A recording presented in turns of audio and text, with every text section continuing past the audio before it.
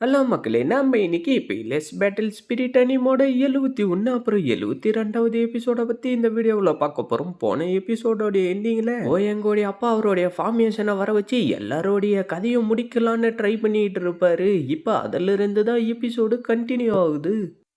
இங்க என்ன நடந்துகிட்டு இருக்கு? என்னால நகர முடியல. நம்ம டீமன் பயபுள்ளியோ அடே கோல மாதிரி மறைஞ்சுக்கிட்டாடா தாக்குற. உனக்கு தைரியம் இருந்தா வாடா 1 on 1 வச்சுக்கலான்னு சொல்லிக்கிட்டு இருக்கான். அப்படியே மத்தவங்களும் ஃப்ரீஸ் ஆன மாதிரி ஆக டே உங்களுடைய கதை எல்லாம் முடிய போது இந்த இடத்துலயே எல்லாரும் செத்துப்பாங்கன்னு சொல்லிட்டு சிரிச்சுக்கிட்டு இருக்க. சுப்ரீம் எல்டரோ ஓயங்கப்பா நீ ரொம்ப முட்டாள்தனமான காரியத்தை பண்ணிக்கிட்டு இருக்க. இத்தனை பேரோடைய உயிரை எடுக்க நினைக்கிறிய? உனக்குலாம் செக்ட் மாஸ்டரா இருக்கிறதுக்கான தகுதி இல்லடா. நான் என்னுடைய பையனுக்காக தான் ரிவெஞ்ச் எடுத்துக்கிட்டு இருக்கேன். இப்போ உங்க எல்லாரையும் நான் ரிஃபைன் பண்ணி எனக்குள்ளார அப்சர்வ் பண்ணிட்டு என்னுடைய மார்ஷல் சக்தியை இன்னும் அதிகரிச்சிருவேன். அதுக்கப்புறம் அவன் என்ன சொன்னாலும் எனக்கு கவலை இல்லை. எக்ஸுலாங் செக்டை நான் ரொம்ப ஸ்ட்ராங்கான செக்டா மாத்துவேன்னு சொல்லிட்டு இருக்கேன். இதை எல்லாத்தையும் வச்சு பார்த்தா ஓயங்கப்பா எப்பல இருந்தோ நம்ம எல்லாரையும் ரிஃபைன் பண்ணணும்னு பிளான் பண்ணிருப்பான் போல நான் அவரு உள்ளரே சொல்லிட்டு இருக்கேன். நம்பாலோ நான் உங்களுக்கு எவ்வளவு விசுவாசமா இருந்தேன். ஒரு சூரியன் சந்திரன் மாதிரி எப்பயுமே நான் உங்களுக்கு விசுவாசமா இருந்தேனே. என்னையாச்சும் கொஞ்சம் விட்டுருங்க. செக்ட் மாஸ்டர் நாங்க எங்களுடைய உயிரை கொடுத்து ஜூவை காப்பாற்றணும்னு நினைச்சோம். ஆனா எங்களால முடியலன்னு பாட்டி சொல்லிட்டு இருக்கேன். சரி உங்க எல்லாரையும் நான் விடணும்னா எனக்கு அந்த கில்லிங் எம்பரர் ஸ்கிரிப்டை கொடுங்க. அப்புறம் நான் உங்க எல்லாரையும் விட்டுறேன். தேவையில்லாம ஆசைப்பட்டுக்கிட்டு இருக்காதரா. டே கிழட்டு பையிலே நீ ரொம்ப ஓவரா பேசிக்கிட்டு இருக்க. அத நான் சொல்றேன்டா. நீ சீக்ரெட் மார்ஷல் ஃபேட் பேவிலியனுக்கு போனா உனக்கு அது கிடைக்கும்னு நம்ம ஹீரோ சொல்ல. என்ன சீக்ரெட் ஆஃப் மார்ஷல் ஃபேட் பேவிலியனா? அது எனக்கு கிடைச்சிருச்சுன்னா இங்க இருக்கிறவங்களுடைய உயிரை நீ காப்பாத்துறதுக்கு உனக்கு வாய்ப்பு கிடைக்கும். ஆனா அது ஒரு சீக்ரெட்டான இடத்துல இருக்கு. அது எங்க இருக்குன்னு எனக்கு மட்டும்தான் தெரியும். ஆனா அதை பத்தி நான் உன்கிட்ட தனியா தான் சொல்லுவேன்னு நம்ம ஹீரோ சொல்ல. அவனும் சரின்னு சொல்லிட்டு நம்ம ஹீரோ மேல இருந்த சக்தி எடுக்க நம்ம ஹீரோ டக்குன்னு அவனுக்கு எதை ஸ்ட்ரைக்குன்னு சொல்லிட்டு அவனுடைய கத்தியை வர வச்சு அந்த ஃபார்மேஷனை உடைக்கலான்னு ட்ரை பண்ணா அவனுடைய கத்தி தான் உடைச்சுக்கிட்டு போகுது. என்னடா இன்னும் இந்த ஃபார்மேஷனை உடைக்கணும்னு நினைச்சுக்கிட்டு இருக்கியா? இதை உடைக்கிறது ரொம்ப கஷ்டம். ஆனா நான் உன்னை ஈஸியெல்லாம் சாக விட மாட்டேன். எனக்கு முன்னாடி முட்டி போடுறா. வயசான முட்டாளே நான் உனக்கு முன்னாடி முட்டி போடுவேன்னு நினைச்சுக்கிட்டு இருக்கியா? அது கனவுல கூட நடக்காதரான்னு நம்ம ஹீரோ சொல்ல. அப்படியா? நீ இதை எவ்வளவு நேரத்துக்கு தான் மேனேஜ் பண்றேன்னு நானும் பாக்குறேன்னு சொல்லிட்டு இன்னும் வெப்பனுங்களை அனுப்பி நம்ம ஹீரோ அடிக்க குன்னன்னு எல்லாரும் சொல்லிட்டு இருக்க. டே முட்டாள் பையிலே வேற எதனா ட்ரிக் இருந்தா அதையும் யூஸ் பண்ணி பாருடா. மொட்டை தலையனோ செக்ட் மாஸ்டர் நான் என்னுடைய மிஸ்டேக்கை சரி பண்ண விரும்புறேன். எனக்கு ஒரு வாய்ப்பு கொடுங்க. குன்னன்னா நான் கதற பனிஷ்மெண்ட்டை கொடுக்குறேன்னு சொல்ல. அதுக்கு அவங்களும் நானும் பனிஷ்மெண்ட்டை கொடுத்து அது எங்க இருக்குன்னு சொல்ல வைக்கிறேன். அவன் சாகுற வரைக்கும் நாங்க 2 பேருமே விட மாட்டோம். நாங்க பண்ண போற காரியம் சாவ விடவும் ரொம்ப கொடூரமா இருக்குன்னு சொல்லிட்டு இருக்க. அவரோ சரின்னு சொல்லிட்டு 2 பேரும் அன்ஃப்ரீஸ் பண்ண பாட்டி டக்குன்னு அவங்க கையில இருந்து என்னவோ ஒரு பூச்சி மாதிரி இருக்கிறது அனப்பா அது போய் நம்ம ஹீரோவுடைய உடம்ப கொடைய ஆரம்பிச்சிருது. நம்ம ஹீரோவா வலி தாங்க முடியாம பயங்கரமா கத்த ஆரம்பிச்சிடறான். பின்னான் செக்ட் மாஸ்டர் உன்னை சீக்கிரமா சாக விட மாட்டாரு. அதனால அது வரைக்கும் நீ கம்ஃபர்டபுளா இருந்துக்கலாம்னு சொல்லிட்டு நம்ம ஹீரோவுடைய உடம்ப ஹீட் ஆக ஆரம்பிச்சிடறாரு. சரியா சொன்ன. இப்ப நீங்க பண்ண அதே ட்ரீட்மெண்ட்டை ஓல்டு எல்டருக்கும் பண்ணுங்க.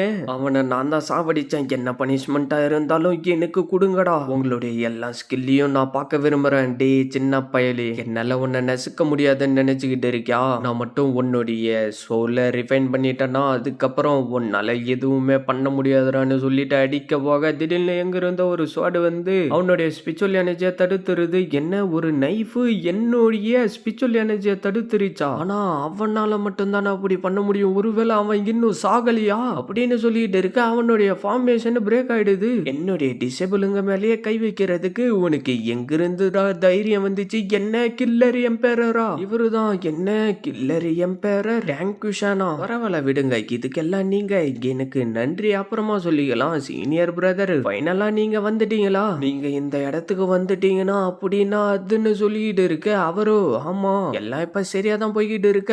ஓடுங்கன்னு சொல்லிட்டு அவன் அங்கிருந்து தப்பிச்சு போக பாட்டியும் அந்த இடத்துல இருந்து தப்பிச்சு போக 2 பேரும் போறத பார்த்துட்டு 2 பேரும் ஓடி சாகணும்னு முடிவு எடுத்துட்டீங்க போல இருக்கு. அப்படின்னா நீங்க போற வழியிலேயே நான் உங்களை வழி அனுப்பி வைக்கிறேன்னு சொல்லிட்டு அப்படியே 2 பேரோடைய கதையும் முடிச்சிடுறாரு. அது எல்லாத்தையும் பார்த்துட்டு ஒன்னால இங்க இருந்து தப்பிக்க முடியாது. வாங்க எல்லாரும் ஒன்னா போய் தாக்கலாம். இவனுடைய கதையை நம்ம முடிக்கலாம்னு சொல்லிட்டு மொத்த பேரும் ஒன்னா தாக்கலான்னு வர ரொம்ப சத்தமா இருக்குன்னு சொல்லிட்டு லைட்டா சோட மூட அதுல இருந்து வந்த ஸ்பிரிச்சுவல் எனர்ஜில எல்லாரும் அடி வாங்கிக்கிட்டு போயிட்டு விழுந்துடுறாங்க. இது ஐஸ் கண்டினியூஷன் கிராஸ் இத அவளுக்கு குடு, அவளுடைய உடம்பு சரியாகிடும். அவனும் சரின்னு சொல்லிட்டு இருக்க. என்னடா இப்ப நீயே சாவறியா இல்ல நான் உன்னை சாவடிக்கிறதா? சீனியர், நானும் எக்ஸலாங் செக்டர் சேர்ந்தவன் தான். நீங்க அது ஏதோ தப்பா புரிஞ்சுக்கிட்டு இருக்கீங்க. ஆனா இதுக்கு முன்னாடி நீ குன்னேன உனக்கு முன்னாடி முட்டி போட தானே சொன்ன. அதனால அத நீ இப்ப குன்னேனுக்கு முன்னாடி பண்ணு, அவங்கிட்ட மன்னிப்பு கேளு, அப்புறம் நான் உன்னை உயிரோட போக விடுறேன். நான் எவ்வளவு பெரிய எம்பரர்,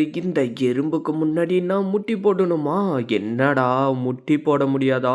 சீனியர், நான் முட்டி போடுறேன். அவனுக்குள்ளாரே டே குன்னன், ஒரு நாள் நான் சக்தி வாய்ந்தவனா ஆனதுக்கு அப்புறம் ஒன்ன கண்டம் துண்டமா வெட்டாம விட மாட்டான்டா. இப்ப பண்ணதுக்கு எல்லாத்துக்கும் கண்டிப்பா ரிவேஞ்ச் எடுப்பேன்டா அப்படின்னு சொல்லிட்டு இருக்க. திடீர்னு அந்த இடமே அதிர ஆரம்பிச்சிருது. என்னடான்னு பார்த்தா திடீர்னு அந்த இடத்துல 2 கேட் ஓபன் ஆக ஆரம்பிச்சிருது. என்ன 2 மார்ஷல் வெனரபிள் ரிலிம் எக்ஸ்பர்ட்ஸ் வராங்களா? ஆனா இவங்க ஃப்ரெண்டா இல்ல எனிமியான்னு தெரியலையே. இல்லைங்க எம்பரரே, இவங்கள சமாளிப்பாரான்னு தெரியலையே. அப்படியே அது உள்ளார இருந்து 2 பேர் வந்துட்டு, செகண்ட் பிரதர், இத்தனை வருஷமா எதுக்காக நீங்க அசுரா டிராகன் ஸ்கேட் கிரவுண்டுக்கு வரவே இல்லைன்னு கேட்டுக்கிட்டு இருக்க. திருப்பி இன்னொரு கேட்டு ஓபன் ஆகி அதுல இருந்து ஒருத்தர் வெளியில வந்துட்டு, நீ மட்டும் இப்ப வெளியில வராம இருந்தனா நீ செத்து போயிட்டு இருப்பேன்னு நினைச்சிட்டு இருப்பேன். எப்படியோ ஒரு வழியா நம்ம 4 பிரதரும் எக்ஸலாங் செக்டர்ல ஒன்னு சேர்ந்துட்டோம் இல்லன்னு சொல்லிட்டு அவரும் சிரிச்சுக்கிட்டு இருக்காரு. யார் அவங்க எல்லாம்? அவங்க எல்லாம் உங்களுடைய மார்ஷல் அங்கிள்ஸ். இவங்க எல்லாம் நம்ம எக்ஸலாங் செக்டர்ல இருந்தப்ப நம்மளுடைய செக்டே ரொம்ப பிரகாசமா இருந்துச்சுன்னு சொல்லிட்டு இருக்க.